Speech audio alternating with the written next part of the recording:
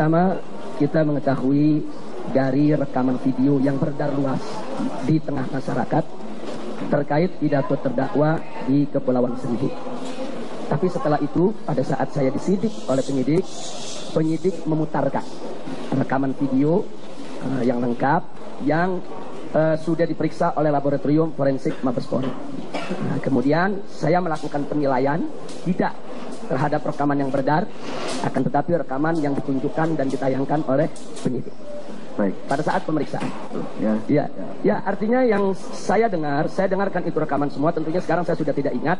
Yang saya ingat sekarang adalah apa yang dituangkan di dalam BAP, yaitu di menit ke-24.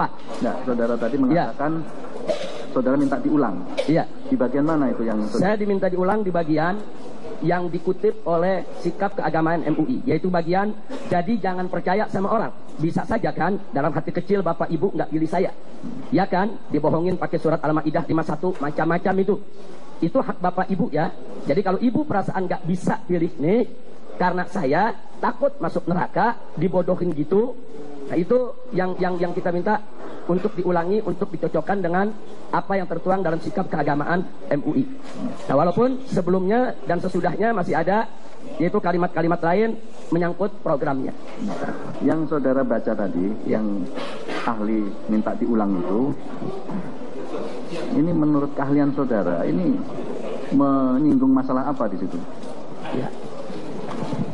Jadi dalam pernyataan tadi, Majelis Hakim yang mulia, dalam pernyataan ini saya sebagai ahli yang memang diminta untuk menilai pernyataan tersebut mendapatkan ada 6 ungkapan yang bermasalah. Yang pertama, kalimat jadi jangan percaya sama orang.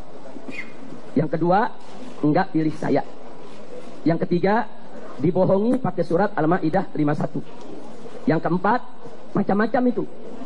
Yang kelima, karena saya takut masuk neraka. Yang keenam, dibodohin gitu.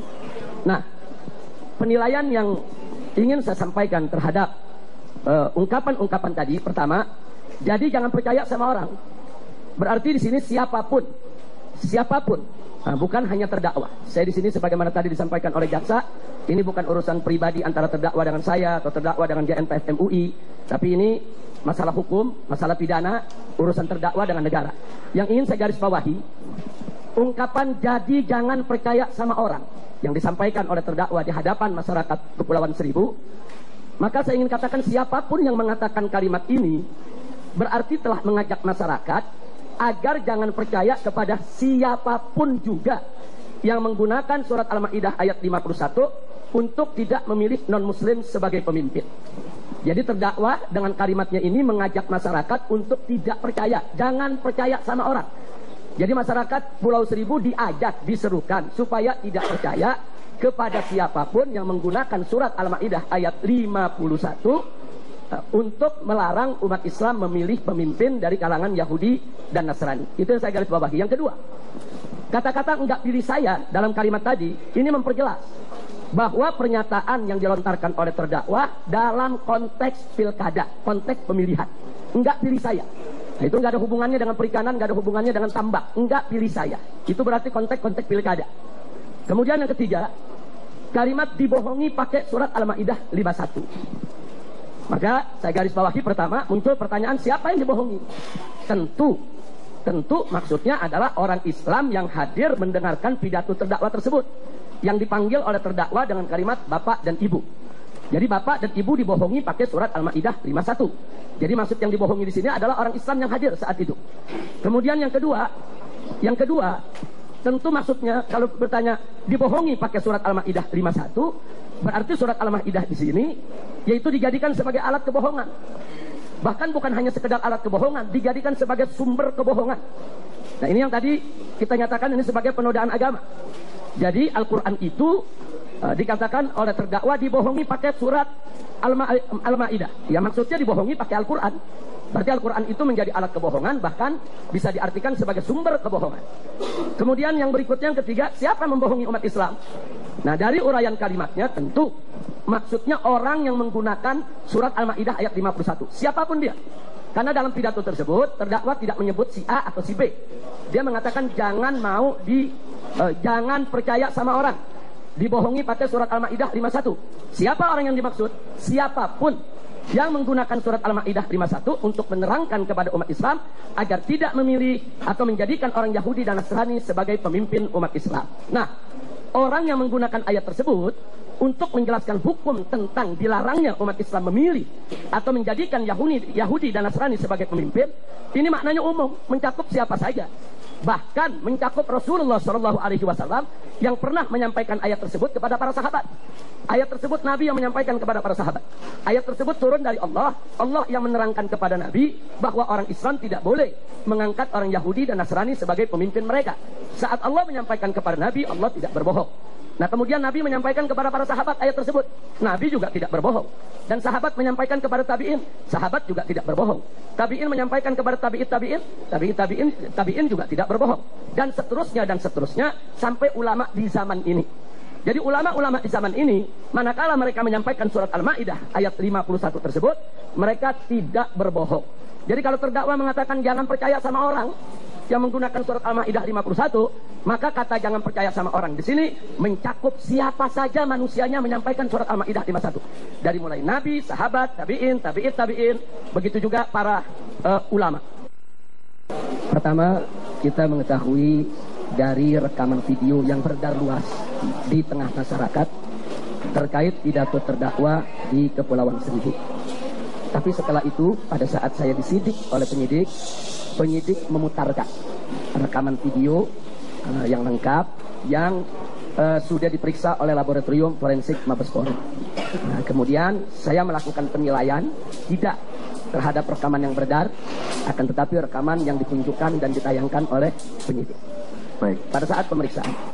Ya, artinya yang saya dengarkan itu rekaman semua. Tentunya sekarang saya sudah tidak ingat. Yang saya ingat sekarang adalah apa yang dituangkan di dalam BAP, yaitu di menit ke-24. Nah, saudara tadi mengatakan saudara minta diulang. Iya. Di bagian mana itu yang saya diminta diulang? Di bagian yang dikutip oleh sikap keagamaan MUI, yaitu bagian jadi jangan percaya sama orang. Bisa saja kan dalam hati kecil Bapak Ibu nggak pilih saya, ya kan, dibohongin pakai surat Al-Maidah 51 macam-macam itu hak Bapak Ibu ya. Jadi kalau Ibu perasaan nggak bisa pilih nih karena saya takut masuk neraka dibodohin gitu, nah itu yang kita minta untuk diulangi, untuk dicocokkan dengan apa yang tertuang dalam sikap keagamaan MUI. Nah, walaupun sebelumnya dan sesudahnya masih ada, yaitu kalimat-kalimat lain menyangkut programnya. Yang saudara baca tadi, yang ahli minta diulang itu, ini menurut keahlian saudara, ini menyinggung masalah apa di situ? Ya. Jadi dalam pernyataan tadi, Majelis Hakim yang mulia, dalam pernyataan ini saya sebagai ahli yang memang diminta untuk menilai pernyataan tersebut mendapatkan ada 6 ungkapan yang bermasalah. Yang pertama, kalimat jadi jangan percaya sama orang. Yang kedua, enggak pilih saya. Yang ketiga, dibohongi pakai surat Al-Maidah 51. Yang keempat, macam-macam itu. Yang kelima, karena saya takut masuk neraka. Yang keenam, dibodohin gitu. Nah, penilaian yang ingin saya sampaikan terhadap ungkapan-ungkapan tadi, pertama, jadi jangan percaya sama orang. Berarti di sini siapapun, bukan hanya terdakwa. Saya di sini sebagaimana tadi disampaikan oleh jaksa, ini bukan urusan pribadi antara terdakwa dengan saya atau terdakwa dengan GNPF MUI, tapi ini masalah hukum, masalah pidana, urusan terdakwa dengan negara. Yang ingin saya garis bawahi, ungkapan jadi jangan percaya sama orang yang disampaikan oleh terdakwa di hadapan masyarakat Kepulauan Seribu, maka saya ingin katakan siapapun yang mengatakan kalimat ini berarti telah mengajak masyarakat agar jangan percaya kepada siapapun juga yang menggunakan surat Al-Maidah ayat 51 untuk tidak memilih non-muslim sebagai pemimpin. Jadi terdakwa dengan kalimatnya ini mengajak masyarakat untuk tidak percaya, jangan percaya sama orang. Jadi masyarakat Pulau Seribu diajak, diserukan supaya tidak percaya kepada siapapun yang menggunakan surat Al-Maidah ayat 51 untuk melarang umat Islam memilih pemimpin dari kalangan Yahudi dan Nasrani. Itu yang saya garis bawahi. Yang kedua, kata-kata enggak pilih saya dalam kalimat tadi ini memperjelas bahwa pernyataan yang dilontarkan oleh terdakwa dalam konteks pilkada, konteks pemilihan, enggak pilih saya. Nah, itu enggak ada hubungannya dengan perikanan, enggak ada hubungannya dengan tambak, enggak pilih saya. Itu berarti konteks pilkada. Kemudian yang ketiga, kalimat dibohongi pakai surat Al-Maidah 51. Maka saya garis bawahi, pertama muncul pertanyaan, siapa yang dibohongi? Tentu maksudnya adalah orang Islam yang hadir mendengarkan pidato terdakwa tersebut, yang dipanggil oleh terdakwa dengan kalimat bapak dan ibu. Jadi bapak dan ibu dibohongi pakai surat Al-Maidah 51. Jadi maksud yang dibohongi di sini adalah orang Islam yang hadir saat itu. Kemudian yang kedua, tentu maksudnya kalau bertanya dibohongi pakai surat Al-Maidah 51, berarti surat Al-Maidah di sini yaitu dijadikan sebagai alat kebohongan. Bahkan bukan hanya sekedar alat kebohongan, dijadikan sebagai sumber kebohongan. Nah, ini yang tadi kita nyatakan ini sebagai penodaan agama. Jadi Al-Quran itu dikatakan oleh terdakwa dibohongi pakai surat Al-Maidah. Ya, maksudnya dibohongi pakai Al-Quran. Berarti Al-Quran itu menjadi alat kebohongan, bahkan bisa diartikan sebagai sumber kebohongan. Kemudian yang berikutnya, yang ketiga, siapa membohongi umat Islam? Nah, dari uraian kalimatnya tentu maksudnya orang yang menggunakan surat Al-Maidah ayat 51. Siapapun dia. Karena dalam pidato tersebut terdakwa tidak menyebut si A atau si B. Dia mengatakan jangan percaya sama orang. Dibohongi pakai surat Al-Maidah 51. Siapa orang yang dimaksud?